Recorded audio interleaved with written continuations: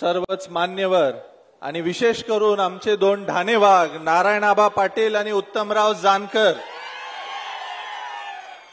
आणि हे होळकरांचे शिलेदार जिथं असतात आपल्याला माहितीये की जिथं होळकरांची सेना तिथं विजय निश्चित असतो आणि मुळातच ज्यांच्या नावामध्ये विजय आहे असे विजयदादा आणि विजयदादांच्याच कुटुंबातले आपले उमेदवार धैर्यशील दादा यांना आपल्याला मदत करायची आहे, त्यांच्या पाठीशी उभं राहायचं आहे। मागच्या 10 वर्षामध्ये आदरणीय पंतप्रधानांनी आपल्याला एक घोषणा दिली होती की सबका साथ सबका विकास। कुणाकुणाचा विकास झाला हो मला सांगा, झाला का विकास? आता मी येताना पाहिलं तुमच्या भागाकडे येताना रस्त्यांची अवस्था काय, MIDCचे प्रश्न काय, पाण्याचे टँकर कसे रस्त्याने जात होते, हाच का 10 वर्षातला झालेला विकास? मग या म्हणीला आपण काय म्हणायचं? सबका साथ खुद का विकास। कुणाचा विकास झाला? मोदी साहेबांचे कपडे बघा, ते कसे कसे फिरतात ते बघा, हा विकास होता का? विशेष कुठल्या उद्योगपत्यांचा विकास होता का?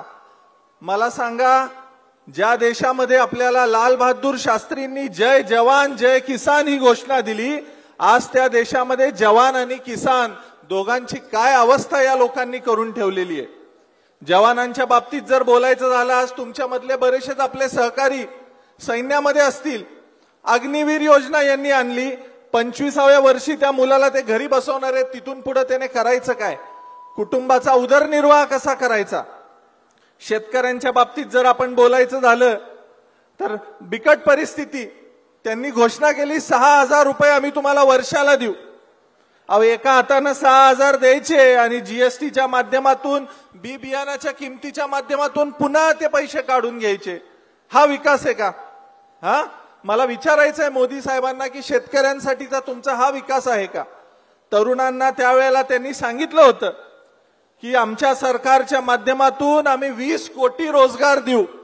तेच मोदी साहेब आज त्यांच्या भाषणातून सांगतायत की आम्ही 80 करोड लोकांच्या घरामध्ये राशन पोहोचवतोय।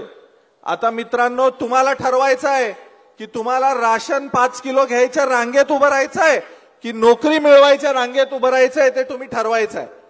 कशासाठी यांच्यावर आपण विश्वास ठेवायचा? आज इथं आपण पाहतो, एखादा तरुण जर सरकारी नोकरीसाठी फॉर्म भरायला गेला तर त्याला विचारलं जातं की बाबा तुझ्यावर गुन्हे आहेत का? पोलीस स्टेशनमधनं एक त्याचा रिपोर्ट मागवला जातो आणि जर त्याच्यावर गुन्हा असेल तर त्याला नोकरी दिली जात नाही। आणि याच सरकारमध्ये हजारो कोटींचे गुन्हे करणारे लोक आज मोठमोठ्या पदावर मंत्री होऊन बसलेले आहेत। हे कितपत तुम्हाला योग्य वाटतं? आज देशामध्ये राम मंदिराचा मुद्दा उपस्थित केला जातो। निश्चितपणे आम्हाला अभिमान आहे की श्रीरामाचं मंदिर उभारलं, पण मला मोदी साहेबांना हे म्हणायचं आहे कि अगर आप में दम है तो काम के मुद्दे पे वोट मांगिए, राम के मुद्दे पे नहीं। जर काम केलं असेल तर कामाच्या मुद्द्यावर आपण मत मागितलं पाहिजे। एक काम आपण दाखवा जे आपण येत्या काळामध्ये इथं केलेलं आहे। आज आपल्यावर आपण एकेकाळी घोषणा देत होता, startup India, make in India, skill India, तरुणांना रोजगार। आज ही सगळी मंडळी कुठे आहेत? कुठे आहे स्टार्टअप इंडिया? आहे का हो रोजगार? आज इथं किती मुलं आहेत जे पुण्याला मुंबईला कामासाठी जातात? आलाय का तुमच्या भागामध्ये रोजगार? तुमचे खासदार जे इतके वर्ष सांगत होते आम्ही हे काम केलं, आम्ही ते काम केलं, किती वेळेला आले तुमच्या मतदारसंघामध्ये? तुमच्या MIDCचा प्रश्न मार्गी लागला का? तुमच्यापर्यंत रस्ते आले का? तुमचा पाण्याचा प्रश्न मार्गी लागला का? मग नुसतं केंद्रात बसून काहीतरी गोष्टी सांगायच्या आणि लोकांनी विश्वास ठेवायचा। आदरणीय मोदी साहेब ज्यांच्या विचारावर चालतात त्यांनी एक पुतळा उभा केला सरदार वल्लभभाई पटेलांचा। त्यात सरदार वल्लभभाई पटेलांनी आपल्याला एक गोष्ट सांगितली होती की ज्या देशामध्ये रोजगार, शिक्षण, आरोग्य ह्याच्यापेक्षा धर्माला महत्त्व दिलं जातं त्या देशाचा कधीच विकास होत नाही। आणि त्याच विचारांना कुठेतरी माती मोल करून आज मोदी साहेब आपल्याला फक्त रामाच्या नावावर इथं राजकारण करताना दिसतायत। कितपत योग्य आहे? आणि ज्या वेळेला देशामध्ये अशी परिस्थिती उभी राहते, महाराष्ट्र नेहमी पुढे आलेला आहे, महाराष्ट्राने देशाला दिशा दाखवली आणि हा आश्वासक चेहरा महाराष्ट्रातला जर कोण असेल तर ते फक्त आणि फक्त आदरणीय पवार साहेब आहेत। आणि या पवार साहेबांच्या नेतृत्वामध्ये जर आपल्याला पुढे जायचं असेल तर आपल्याला आपले म्हाड्याचे उमेदवार धैर्यशील दादा मोहितेंच्या पाठीशी खंबीरपणे उभं राहावं लागेल.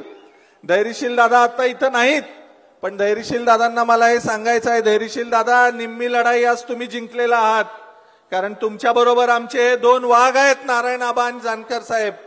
आणि जिथं हे 2 वाघ आहेत तिथं हा विजय निश्चित आहे. त्यामुळं आपल्याला ही निवडणूक आपल्या हक्काची आहे. आपल्याला ठरवायचं आहे की आपल्याला राशनच्या रांगेत उभं राहायचं की रोजगाराच्या, आणि ते ठरवून आपल्याला विचारपूर्वक कुठेतरी मतदान करायचं आहे.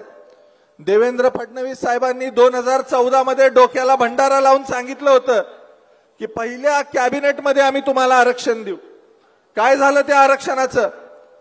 आज इथं बरेच माझे मेंढपाळ बांधव उपस्थित आहेत. ज्यावेळेला तुम्ही बकऱ्या घेऊन चरायला जाता त्यावेळेला मारहाण होते, त्यावेळेला तुमच्या तक्रारी घेतल्या जातात का हो? गृहमंत्र्यांनी असे काय आदेश देऊन ठेवलेत का आपल्या तक्रारी नोंदवून घेतल्या जात नाहीत? परभणीतलं मी एक उदाहरण देतो. एका मेंढपाळ बांधवाने लीजवर जमीन खरेदी केली होती. लीजवर जमीन घेतली आणि तो त्याच्या जमिनीमध्ये मेंढरं चारवत होता. त्याला तिथल्या स्थानिक भाजपच्या आमदाराकडून मारहाण झाली आणि त्याला सांगितलं तुला जे काय करायचं ते कर. मग न्याय व्यवस्था जिवंत आहे की नाही? चराऊ जमिनी आमच्या हडपल्या, चराऊ जमिनींच्या वर अतिक्रमण झाली. मग या मेंढपाळांनी जायचं कुठं? चारा योजना असेल, आपल्या महामंडळाचा प्रश्न असेल, सगळ्याच गोष्टी नुसत्या वाऱ्यावर, नुसती आश्वासनं. मग अशा लोकांच्या बरोबर आपल्याला जायचं आहे की एक आश्वासक चेहरा जे तळागाळात लोकांच्या मध्ये जाऊन काम करतात अशा मंडळींच्या बरोबर जायचं आहे. हे आज आपल्याला इथं ठरवायची वेळ आलेली आहे.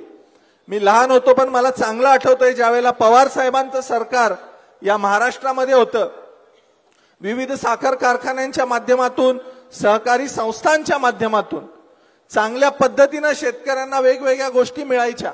मोठ्या प्रमाणात त्यावेळेला साहेबांनी कर्जमाफी केलेली होती. आजची परिस्थिती काय? आज शेतकऱ्यांना आत्महत्या करावी लागते, तरुणांना रोजगाराअभावी लग्न होत नाहीयेत.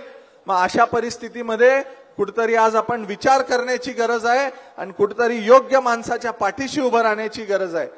त्यामुळे मी आपल्याला सांगतोय की ह्या भूलथापांना बळी पडू नका, आश्वासनांना बळी पडू नका आणि भीती मोडून कुठेतरी लोकशाहीच्या बाजूने उभे राहा. अहो, आज आदर्श घोटाळा करणारे ही सगळी नेते मंडळी या भाजपला आदर्श वाटू लागतात.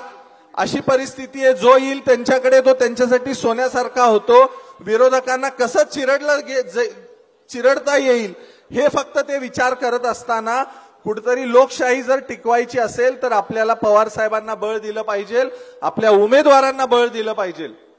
त्यामुळे मी आपल्याला हात जोडून विनंती करतोय की या लोकसभेच्या इलेक्शनमध्ये, ही लोकसभेची इलेक्शन नसून ही लोकशाहीची इलेक्शन आहे.